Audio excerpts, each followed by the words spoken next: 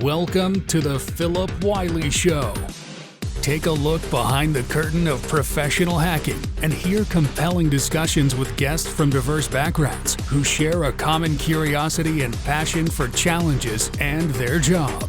And now, here's your host, offensive security professional, educator, mentor, and author, Phillip Wylie.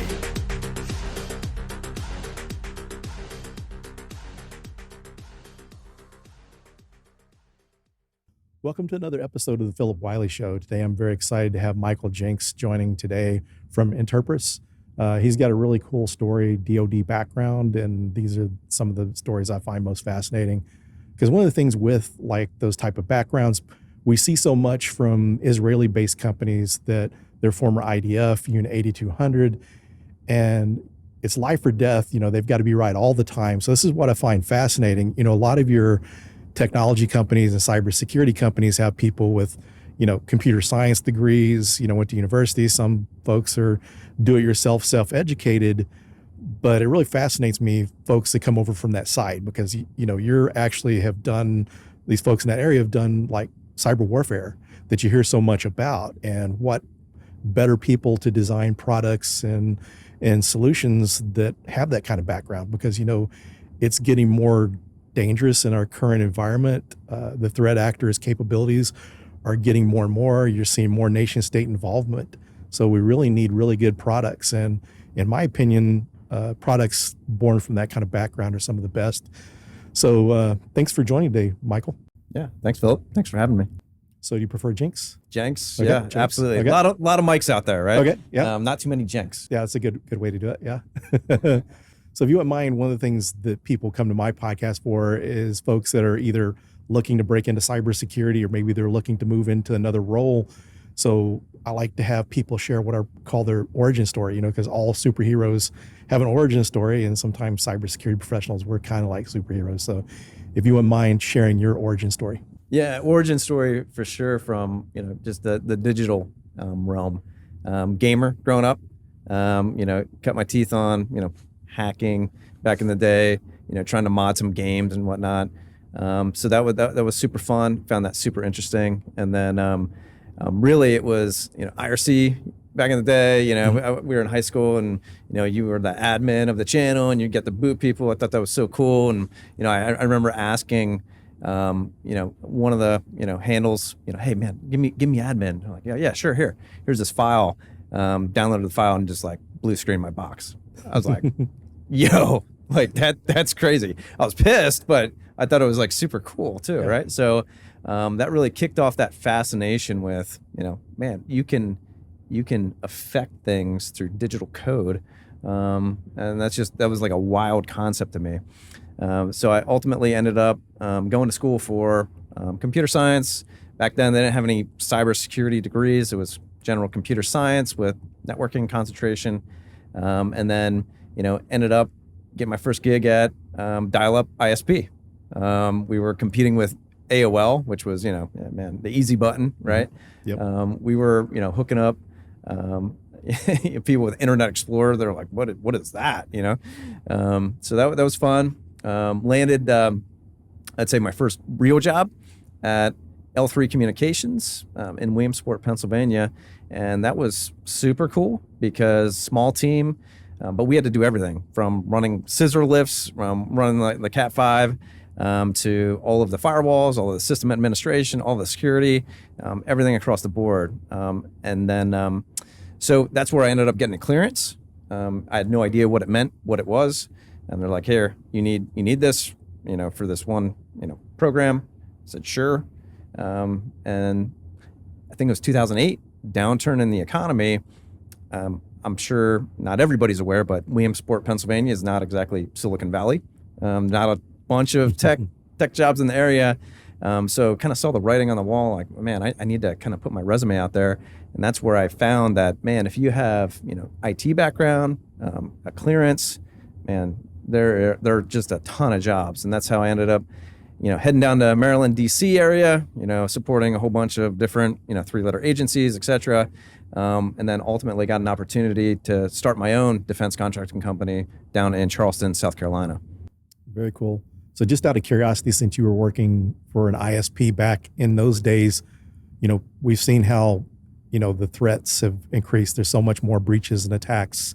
So what was that kind of like, working for an ISP? I'm sure you saw some type of attacks or denial of service type of activity that the regular user may have not experienced. So did you see much of that back then? I mean, not generally from a infrastructure standpoint. I mean, I'm sure they were there. We just didn't know they were there because it just wasn't. I mean, this is late 90s. There may have been like a snort box hanging out there, but firewall, that's about it. We were dealing with a lot of the malware families that were affecting subscribers. Like they were the I love you, all of the worms. I mean, that was just a mess. Remember Nimda?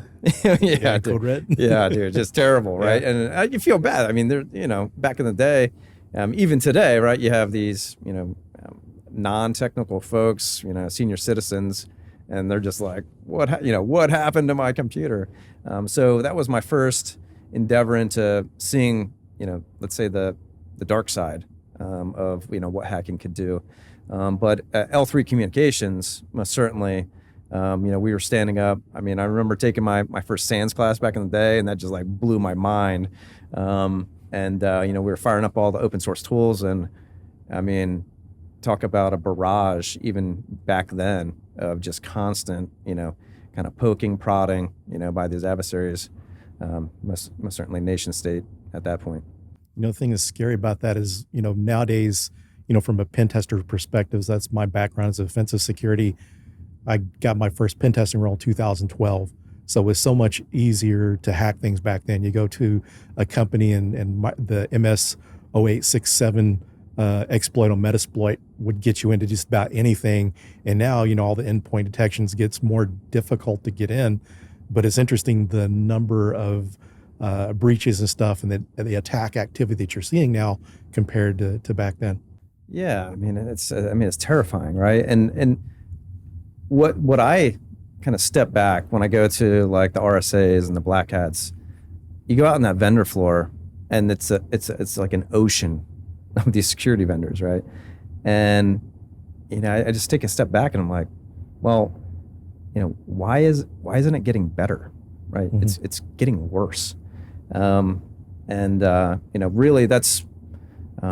We've had a methodology that we've introduced, and really what we've productized, and it's really taken an approach, to, systematically, reducing that threat exposure, and measuring continuous improvement and degradation over time. Whereas a lot of these organizations, I mean, it's just like, hey, I bought the silver bullet, give me the silver bullet. I bought the vendor, I plugged it in, I'm good. Obviously, that's not working. So, yeah, it's kind of interesting when you talk about the products and see the sea of products at RSA and Black Hat and stuff. It's interesting to see the companies that get all these products. But one of the things I've kind of seen, especially I've worked as a consultant and as an inside resource, it's interesting to see these companies that buy this stuff that either don't implement it or it's not implemented correctly. It's not set up. And so doesn't matter that you got it on the shelf or plugged in, if it's not set up right, it's not going to help you. Totally. And I mean, I think that's the core of the problem, right? These organizations, they buy Cadillacs, right? Or some really sophisticated, Ferrari piece of software or sensor or whatnot. They plug it in, they forget about it. Whereas, these things are very capable tool sets. But if they're not configured correctly, obviously they're not going to work. So most likely you already have enough tools, right? It's really just that optimized configuration, that prioritization, that customization that they allow to focus on the threats that you'll most likely encounter given your organization's threat profile. So what do you see being the most, most people think external, is that still the most critical piece when you're trying to protect your enterprise? Well, I mean, obviously that's a core component of it. Anything that, some automated scanner can kind of pick up and auto exploit, and all of a sudden, I'm in user context in that, perimeter box, that's bad.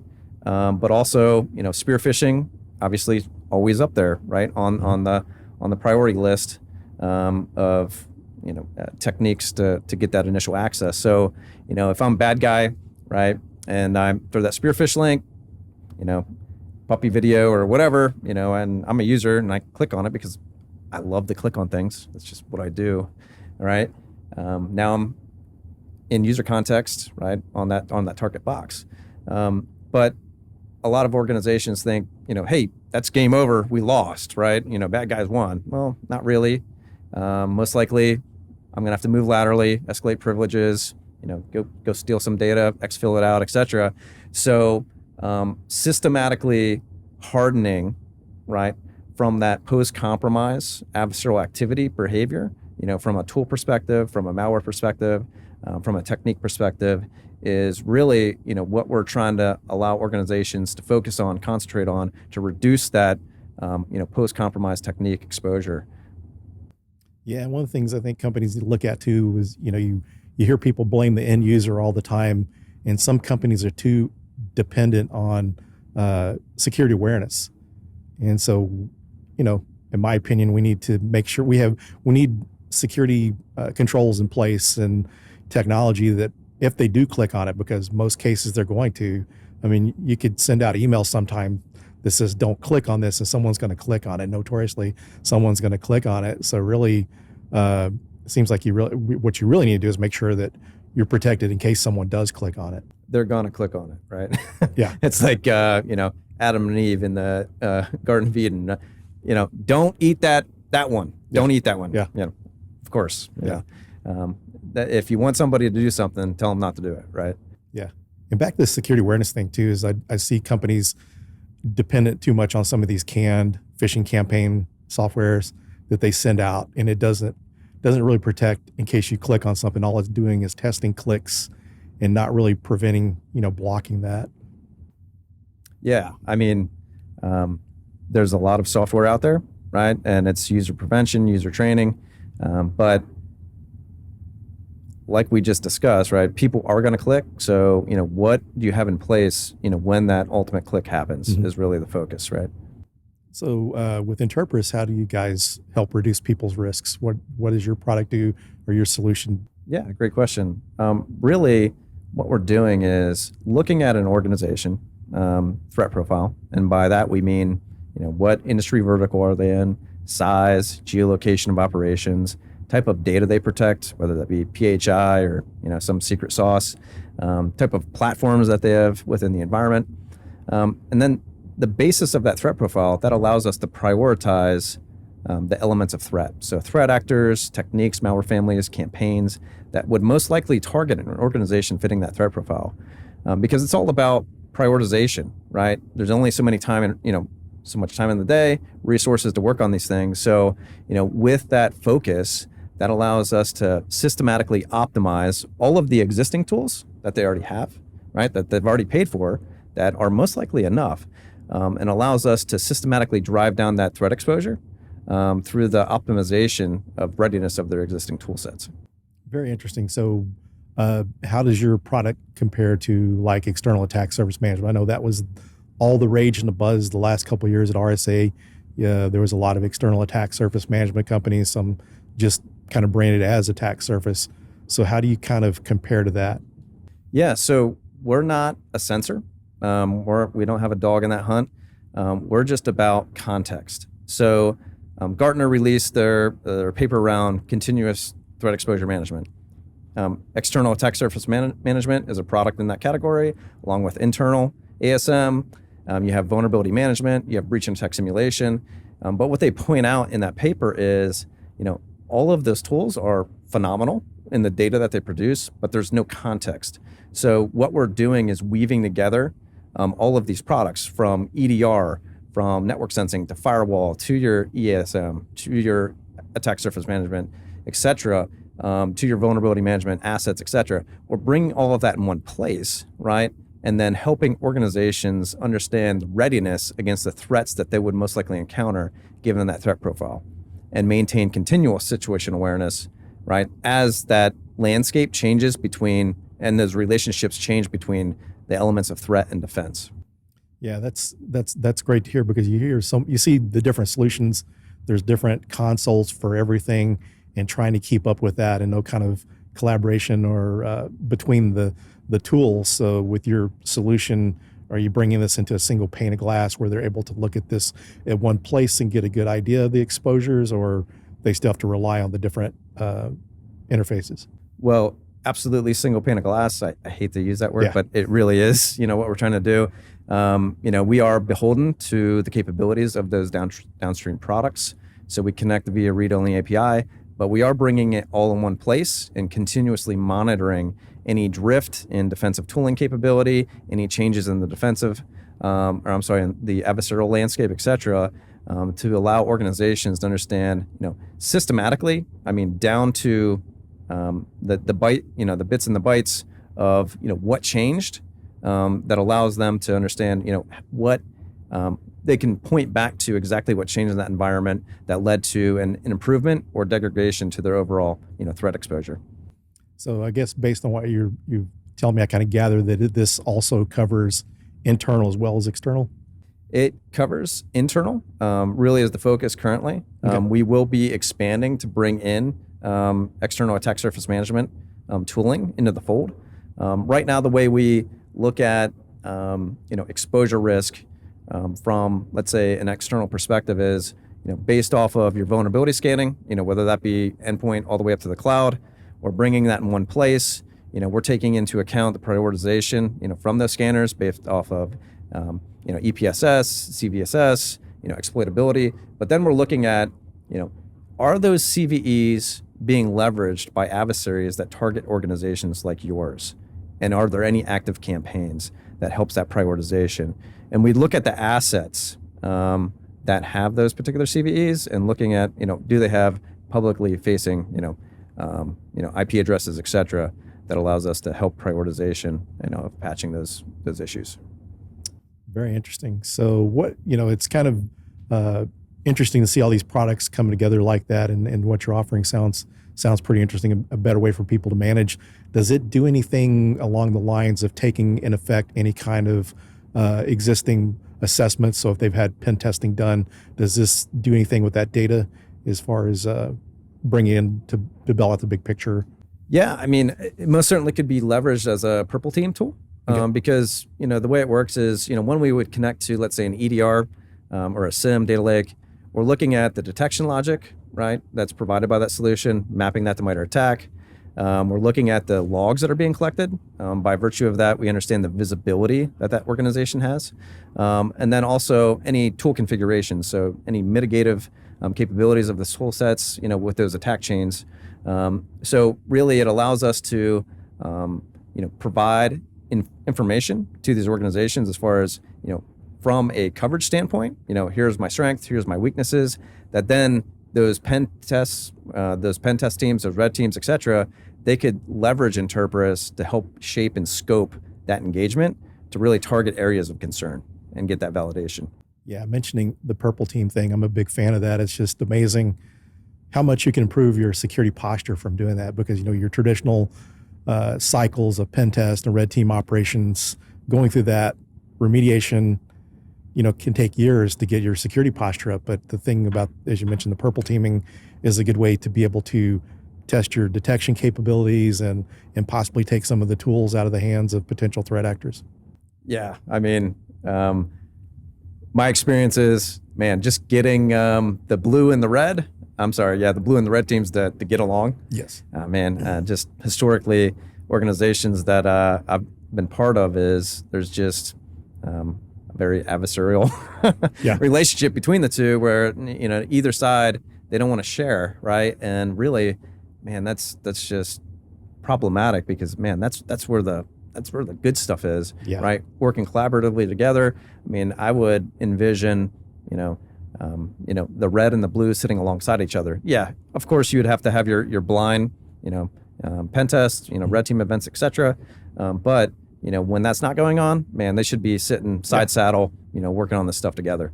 Yeah, even going further than that, shadowing each other, or collaboration is key on so many different areas, and just to help the blue team side understand more of the offensive side is very important, because I think that's one of the areas that typically it's just the offensive team that knows that, and understanding that space better, understanding the attacker, I think is a lot better for the blue team. 100%.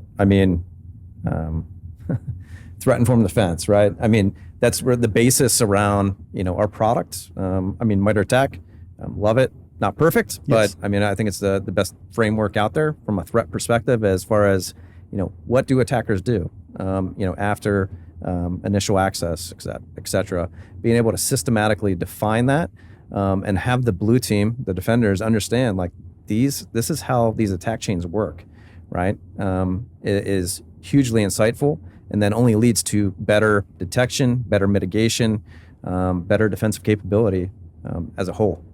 Yeah, it's interesting that MITRE is, I really like that attack framework as well. Plus, I think some people can really benefit from the cyber threat intelligence, because some of the things that we didn't have early on in my offensive security career was like MITRE ATT&CK framework, but now folks can learn about the offensive side through a MITRE ATT&CK framework and through cyber threat intelligence to understand the attacker more. If you think about football teams, they're reviewing films of their opponents, and so why not do the same thing as a defender? 100%, because they're going to run the same playbook, right? Until Yes. it doesn't work anymore. Mm-hmm. It's APLAR, right? Adversarial path of least resistance, right? If this thing that they've developed continually works, well, they're going to continue to use that until they're stopped, Mm-hmm. right? So until you provide that defensive capability to knock that down, they're going to continue using it, because it's, again, you got to think of these adversarial activities or these organizations as a business, right? It takes a lot of time and resources to develop new capabilities, right? So there's a cost factor in there, right? That's, as you're increasing your defensive capability, you're actually forcing those adversaries to spend more time, resources, money, et cetera, right? To change their behavior. One of the things too, it's been a hot topic that everything comes up, and I'm sure you get asked this a lot. So what about AI? What do you see as far as from an adversary perspective? How is this helping them evolve to be more successful in their attacks? I'd say terrifying, right? Because it's really, I believe, Metasploit was phenomenal in allowing the, click, deploy, exploit, et cetera. But now from a coding perspective, even, I see, people that really don't understand, completely, let's say, coding best practices, et cetera, they're able to create and iterate on, these malware families, et cetera, that allow them to, really level up their sophistication level without, much true understanding of, what they're doing. So I think from an AI perspective, I see, it's just, again, there's good and the bad. Mm-hmm. I'd say the bad is it's really enabling a lot more people to do, bad things. But at the same time, it's also enabling a lot of good people to do some really cool things. Yeah, that's very cool. One of the things, from an offensive security professional, I look forward to seeing the evolution of tools. How you mentioned Metasploit. What are some of these newer next generation tools going to be able to do? Evade endpoints easier, and for offensive perspective, that's great tools for us. But one of the things I'm kind of excited for, and you don't hear a lot of people talk about, is what kind of defensive capabilities are we going to be able to develop using AI? Yeah, I mean, totally. I mean, I don't think we've even scratched the surface of this yet. I mean, even the stuff that we're seeing now is, I mean, my mind's been blown just with, the different models. And even, everybody's used ChatGPT at this point, I would imagine. But it's just crazy. I mean, I'd say even 3 or 4 years ago, I would not have guessed it would be this far along. But now the cat's out of the box, and it's just gonna continue just rolling downhill. And the acceleration of adoption and the acceleration of capability is just gonna, downshift in the light speed at this point. Yeah, it's pretty interesting. I used to work for an external attack surface management company based out of Israel, and they had an external their solution, their platform used AI, natural language processing and all that for their product. They would figure ways that maybe they're finding these vulnerabilities, But if they could figure a way to script it, to find it quicker, they would script that, and eventually it would become, used, automated through AI. Yeah, I mean, click scripts were the, way to go. I mean, get that initial foothold, hit the button, gone in 60 seconds, right? Yeah. Now, I mean, just to think that you're going to have, these AI adversarial capabilities where it's systematically making decisions based off observations within the environment that is trying to compromise or do whatever malicious actions it's trying to accomplish. So, man, I think really what we're pointing at is who has the best AI wins. I think is the path that we're heading here. So, it's it'll be interesting. I'll say that. It's only going to get more wild over the next 5 to 10 years. So with Interpris, are you utilizing any kind of AI? We are from a modeling perspective. So we're looking at just some simple machine learning type capability for looking at detections that are firing, automatically mapping that to the MITRE attack techniques, malware families, threat actor groups, etc. We're have a whole bunch of research projects right now that I believe our threat cell is actually going to be, I believe, having a talk out at RSA this year with their findings and kind of incorporating that into the solution over time. But it's interesting as we get more network effects, so more of a deployment base of the tool set, more data samples to understand and being able to run those models and that analysis over time across a wide swath of customer bases, being able to really target different industry verticals, geolocations, et cetera, I think is super cool. And being able to tune and adjust tooling, based on those threat profiles, based on that data. So when was Interpris founded? When did you guys all start? Yeah, 2020. 2020 was the foundation. Really, it was 4 of us initially, and we tried to grassroots start it, and we developed a prototype. It was just one lead dev, one threat researcher, myself and Nick Lanta, who's the CEO, and we were testing the software out, got a bunch of success in some smaller environments, and then we ended up being able to, get a technical acceptance at a very large, let's say Fortune 100 organization. At which point we're like, okay, we need more help. At that point, we kind of raised our hand to go get funded.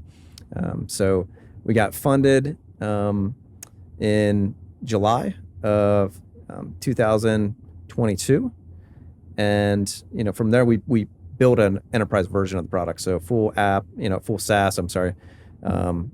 Enterprise capability.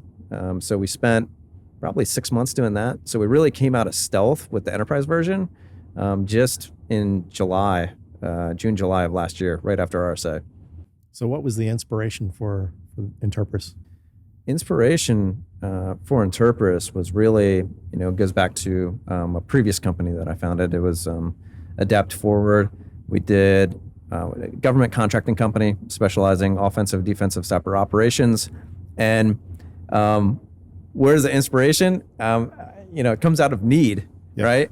And that need was getting our butt kicked. Mm-hmm. So in the Department of Defense, you stand up what's called a cybersecurity service provider capability, which is equivalent of like a managed detection response in the commercial world. So to be able to offer those services to other government agencies, you have to go through an audit, certification, accreditation, no problem, right? So we went through the audit. Auditors came in, I's dotted, T's crossed, all the tools deployed, 100%, best score ever in the Department of Defense, high fives all around. But that year they added a new component to the assessment. That was being blindly assessed by an NSA red team. Bro, we got wrecked. Mm-hmm. I mean, we detected 0 of their activity. So at that point, I'm like scratching my head, right? Here, 100%, best score ever in the DoD, but yet real world tactical, defense, big fat goose egg. And it was essentially, our job to fix that. So we went, let's say the story of breach and attack, purple teaming. So first call was to the vendors. I won't name them, but called them up, said, hey, we just got wrecked. What's going on? Why didn't you detect this activity? And they're like, don't worry about it, man. We got it. It'll be in our next release. And it was at that moment that I realized, like, holy crap! Like, it's my job to defend this environment. I have no idea where we're protected, where we're not. So, we created essentially a Tiger team, evaluated all the products manually. Back then, there was no breach and attack simulation. So we're, validating the capabilities of these tool sets. We had a good idea of, what they were capable of, what they weren't. But then there was, these gaps, right? And it was our jobs to figure out how to fill those gaps. And what we found was a lot of the tools already had the capabilities, right? To detect this information. It just wasn't configured correctly. It wasn't logging the right information, didn't have the right detection logic, et cetera. So anyway, through that whole methodology, we shored up in that environment. So have to be audited every 3 years. So auditors come back in 2015, 100% again on the paperwork drill. This time we detected the red team within the first hour of compromise. And what was super awesome about that was, they were lazy, reused some code. So we got the binary, reversed it, and we decimated their entire C2 infrastructure. It was awesome.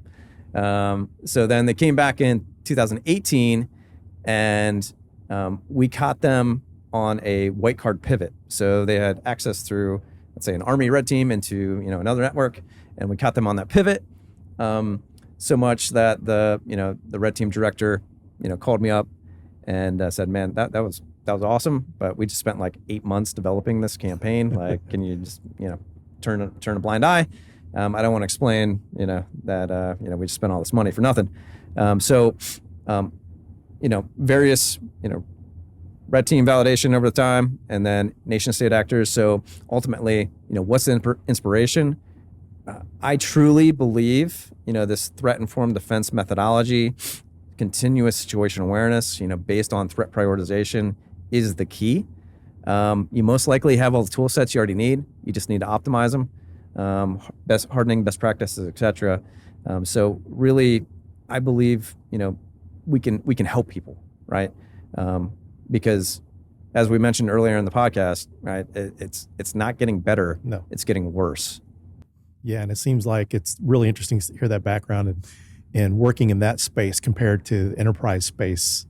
I'm sure has to be easier because the type of attacks you normally would deal with, but it seems like just kind of what you're seeing in the breaches and stuff, there's more nation state type of attacks towards enterprises and stuff, and it's beyond just governments and that type of thing. So very interesting.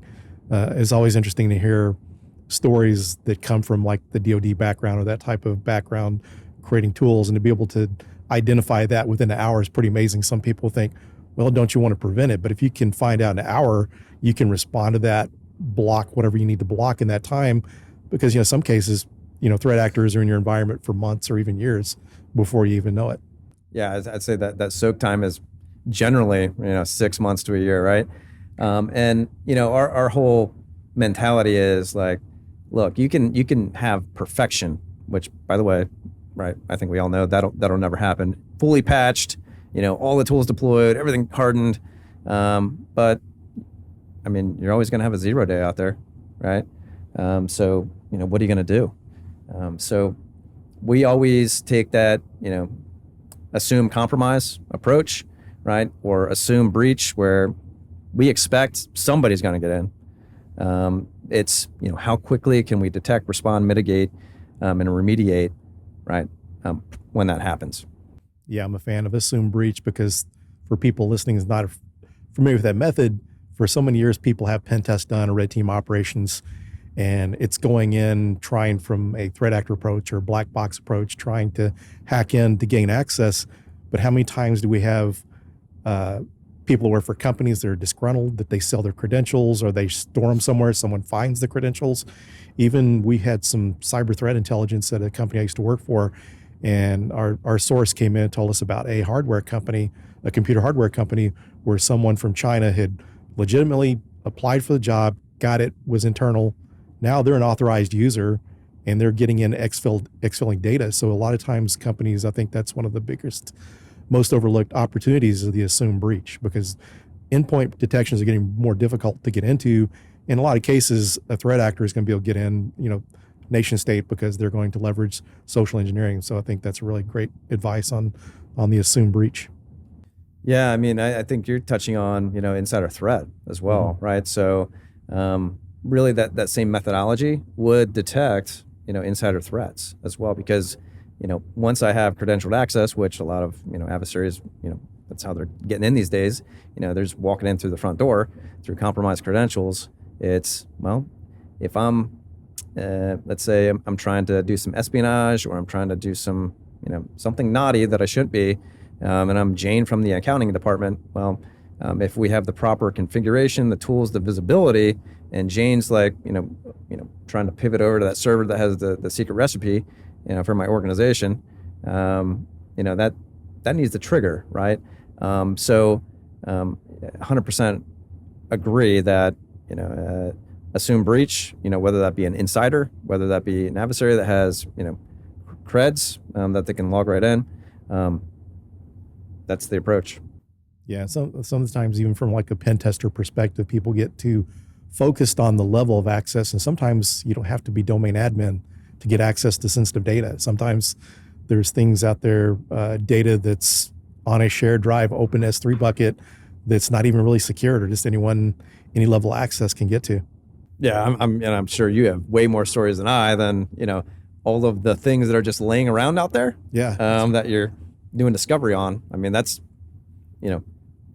where you get hurt most of the time, right? Yeah, I got a friend and fellow pen tester that's his go-to thing, is just looking through shared drives for developer stuff, because a lot of times they'll share, and it's IT folks too, share or store credentials on accounts and stuff, and goes in there and gets that, and that's usually how he gets his foothold. Yeah, totally. I've heard it a million times, right? So again, it's how do you defend against that? Yeah. Right, because that's going to happen. Because there's humans, right? The humans are the problem. But if I'm a bad guy and I find that credential laying around, again, it's still, I'm taking over that account. I'm going to be doing some things that I'm not usually doing. Trying to potentially escalate privileges to get access to that, that item over there. I have to get the data out, right? So there's only so many ways you can do that. It's just systematically looking at adversarial activity. Again, it goes back to the purple teaming, and looking at historical threats that would most likely you would encounter, and then understanding, what is your level of readiness, areas of strength, weakness, and then taking informed action, right, to bolster those areas of concern. So, as we're just barely into the new year, so what is the one thing you'd recommend for someone to do security-wise to improve their security posture? I mean, I'm all about just best practices. I mean, hygiene. I mean, honestly, the hardening and the configuration, right, that's going to eliminate a lot of that commodity type malware that, then would allow your team to focus on those, let's say higher skilled, adversarial activities, right?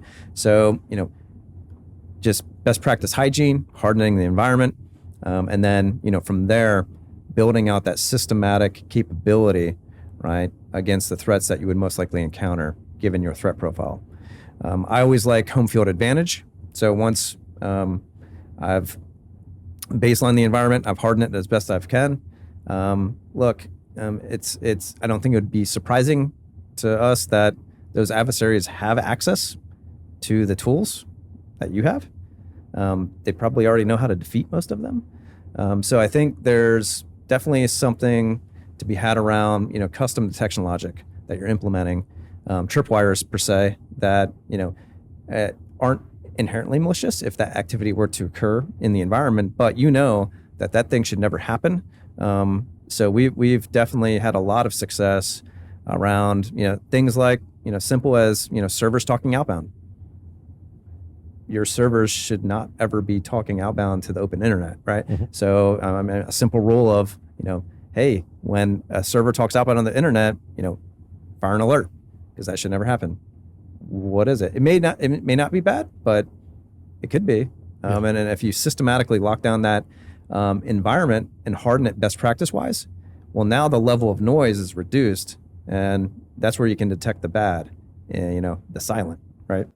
Yeah, and when you have some of the outbound server activity going to countries where you don't have employees there and not doing business, it gets pretty scary. Yeah, Yeah, I've heard people. Right? Yeah, I've heard people had instances like that. A friend of mine worked at a mortgage company, and they were seeing this outbound activity to China, and they're like a national mortgage company, not an international mortgage company, and they didn't have any outsourced IT or security folks there either. Yeah, I mean, and it could be the other way around as well, where we were defending an environment and we saw some activity flowing out, looked weird as hell. It looked like command control going to some unfriendly country, and we almost cut the connection, but we did some due diligence, did some deconfliction with some other agencies, and it ended up being a doctor doing a robotic surgery over the interwebs. Oh, wow. Right. To where if we would have cut that connection, I mean, we could potentially have killed somebody. Like, we could have killed somebody. Like, that's bananas, like, to think about. But yeah, I mean, but again, it goes back to, once you've baselined your environment, you reduce that noise set, you can spot the weird. But again, definitely do your research before you take any action. Yeah. Well, it's been great having this discussion with you, Jenks. And if you have any closing words or anything you'd like to share before we end the episode, please feel free to do so. Yeah, appreciate the opportunity, Phillip. Enjoyed the conversation. It's been awesome. And I would just say, look, if your organization is struggling with understanding holistically areas of strength, weakness, with regard to the threats that matter most to you, give us a call. We'd love to help. Sure. We'll be sharing in the show notes Interpris website, as well as your LinkedIn connection and so forth. So thanks again for joining. Thank you. Thank you.